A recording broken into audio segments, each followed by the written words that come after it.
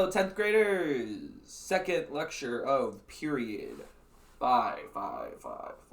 Today we're looking at the Atlantic Revolutions, part 1. It's going to be 2 lectures that we do over Atlantic Revolutions.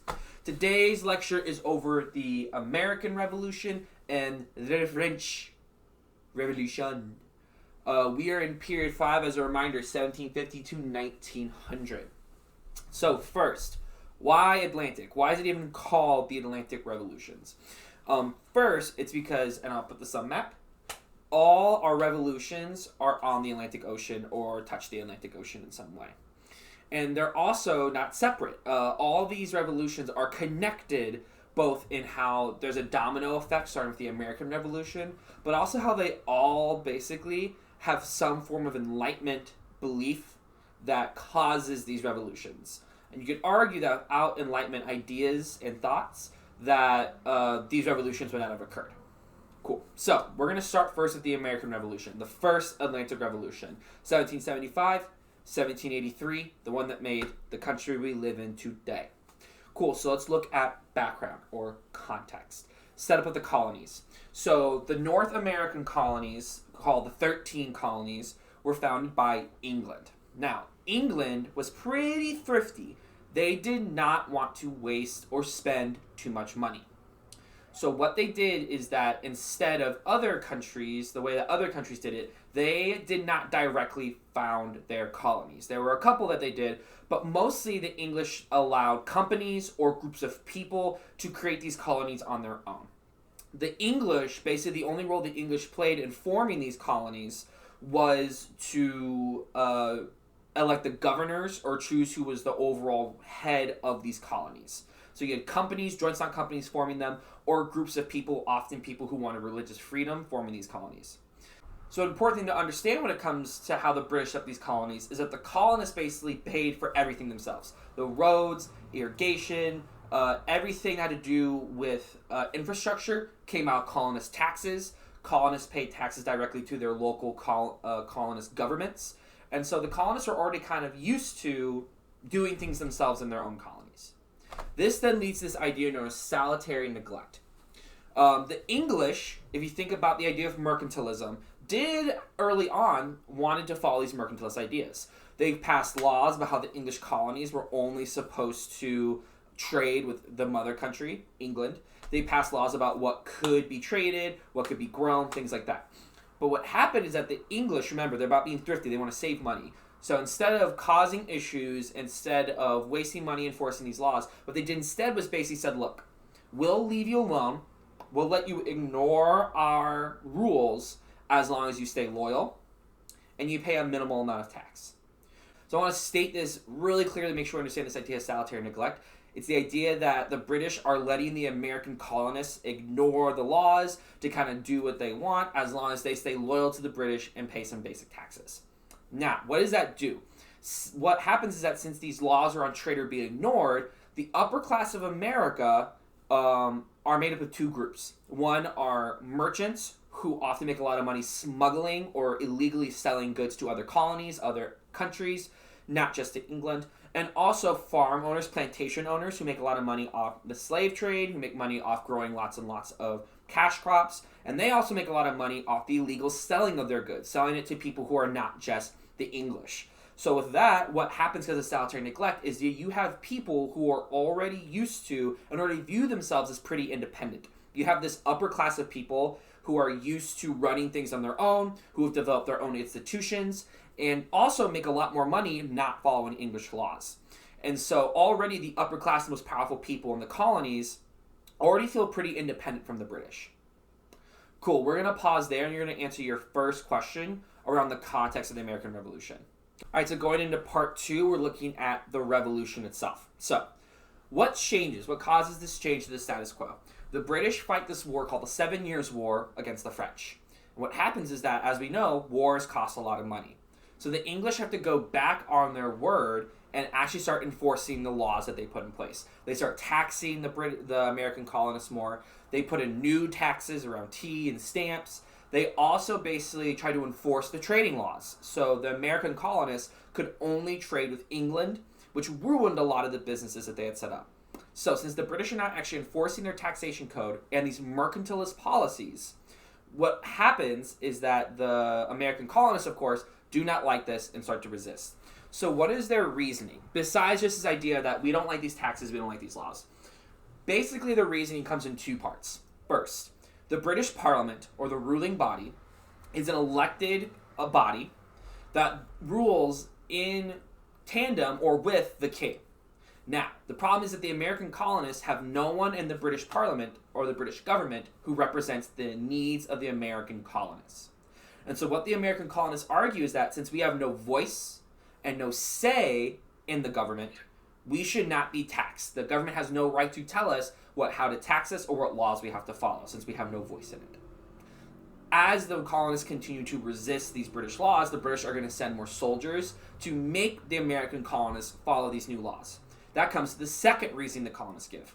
They say that the British, hiccup to you too, ma'am, they say that the British having soldiers forcing these laws is against the rights of the American colonists and say our rights are being hindered by these British troops. So, both of these are Enlightenment ideas. The Americans are now saying that basically because of popular sovereignty and because of the abuse of natural rights, that they don't have to listen to the English government anymore. Since the English government's broken the Enlightenment beliefs and these codes of government, that now the Americans should have their freedom. Cool. So how does this go down?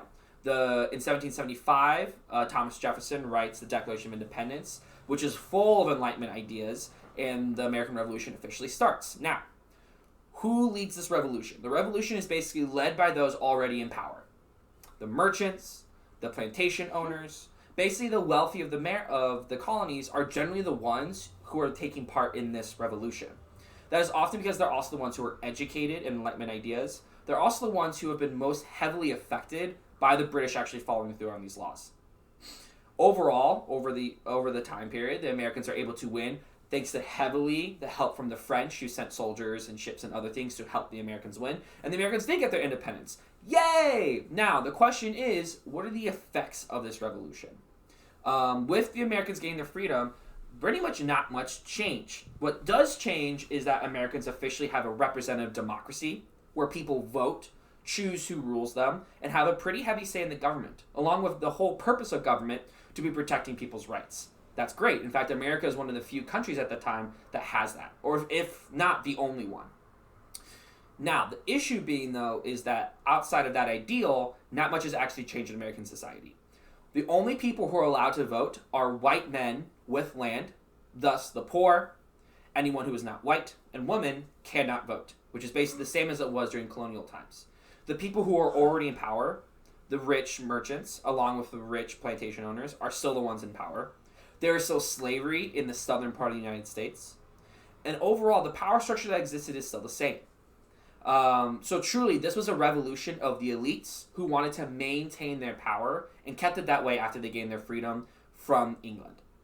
Now, one important effect there is to stamp is the domino effect this revolution is going to have. Thanks to the American Revolution, other countries are going to view America's independence and go, we as colonies should also get our independence. Another way to look at it is other people are going to say, if this group of people is able to get a government that is based on their vote and their voice that protects their rights, why can't we have that as well? Our next example, the French Revolution, one of their arguments is that if we help the Americans gain their freedom, why shouldn't we have our own freedom in our own country? Cool, we're going to pause here and you're going to answer your second question, and then we're going to move on to part 3. All right, moving on to section 2, part 2 of the lecture with the French Revolution, 1789 to 1799. Okay, starting with their context of the French. If you remember, France is an extremely unequal country at the time. It was split up in a unique system called the estates, which is a social hierarchy. So first, let's break down the estates. At the top is the king. He is not in an estate, but the king is like at the top of the whole thing.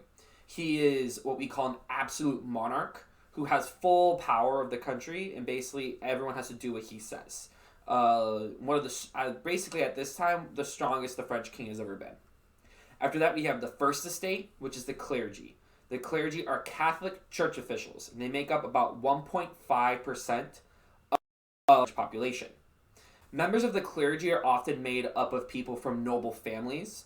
They often make a lot of money. they have government jobs, and they don't pay any taxes. So this is, and they also have a lot of exemptions from the government.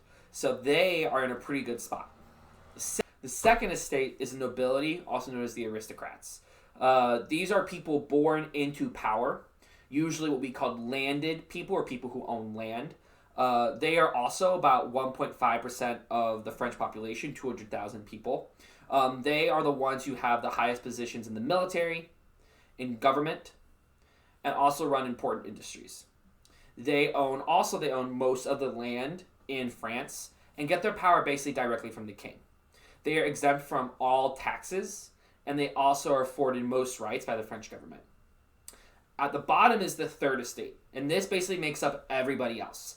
Everyone from rich bankers to middle-class merchants and lawyers, all the way down to the poorest peasant farmer, all make up the third estate.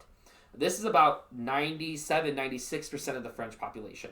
They are the ones who pay the taxes. They're the ones who have less rights under the French governmental system, and are basically the ones who face the worst of it when something bad happens in France.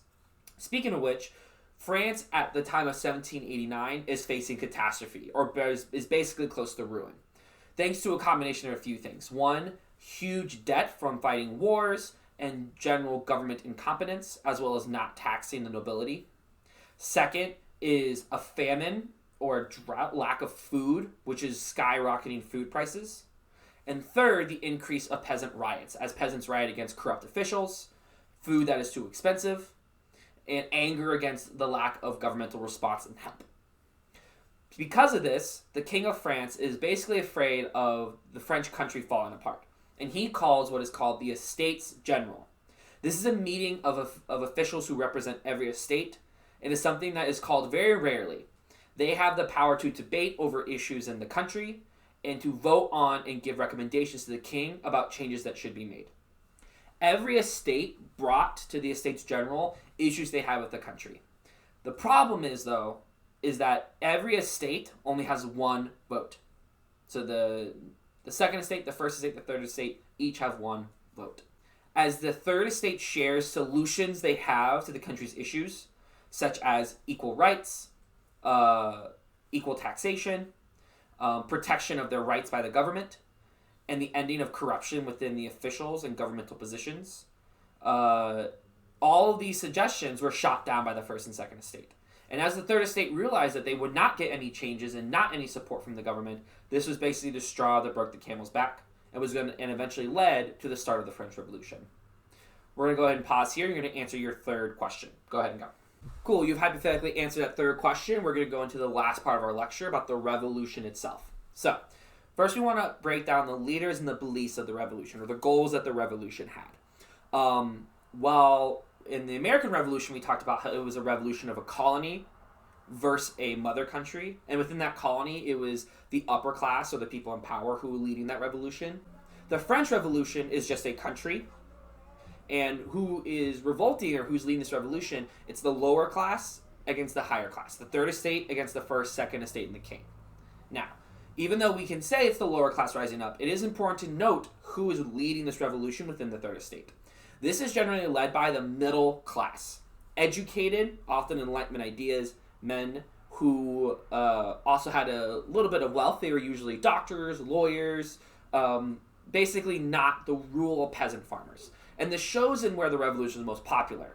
If you read about the French Revolution, where the revolution was most popular and where the most changes occurred was in cities, where these educated middle-class people generally lived.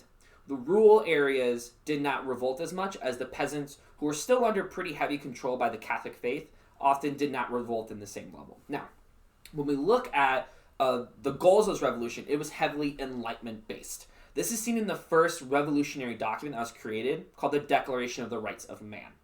This is the document that basically laid out the goals of the revolution and how they were going to run government when they took over. This included things such as representative government, the idea that the government is there to protect people's rights and serve as the voice of the people, and that all people were equal under the eyes of the law. Now, just like in the American Revolution, this still rejected women from the right to vote. But what is unique is that it literally made anyone, no matter your wealth status, equal and made it so everyone had the same rights under law. Now, the results of this revolution. The French Revolution took a lot of twists and turns. This is a revolution that has been heavily written about, taken a lot of parallels. It's famous for all the twists and turns that it takes. So we're going to do a quick little by-the-by of what happens. And in a future lesson, we're going to get a little bit more into what exactly happens.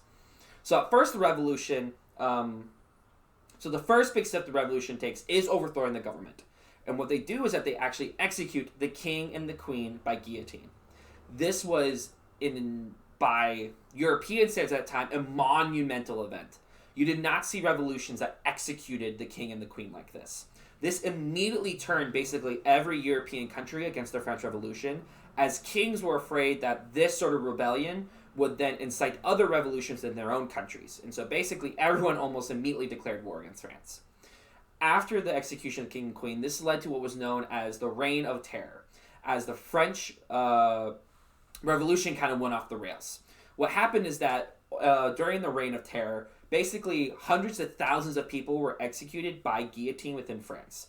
You were executed either because of crimes you committed before the revolution, such as abusing the population, you're a corrupt government official, things like that. People were also executed because people accused them of being against the revolution. This was a time where you didn't really even need to have proof that someone did something wrong, but if there was a belief that you were against the goals of the revolution, you were thus an enemy of the people and could be killed. After the Reign of Terror, you had the rise of a man named Napoleon.